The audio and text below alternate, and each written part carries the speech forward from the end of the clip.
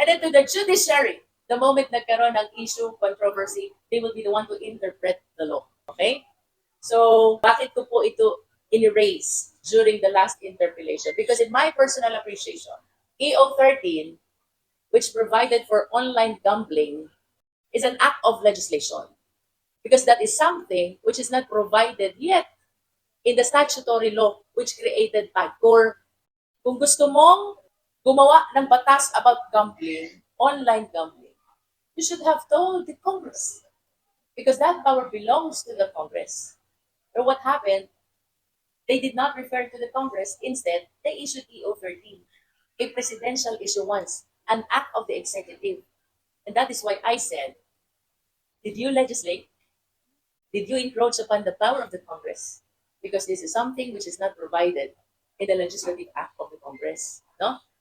And it is really my personal appreciation because I cannot speak for the others, but there are lawyers, there are justices who were calling me and conforming to my position about the argument and principle of separation of powers.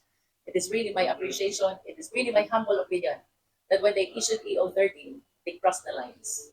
They encroached upon the powers of the Congress. Something na dapat ibinigay nila sa Kongreso para Kongreso ang nagpasa ng batas about online gambling.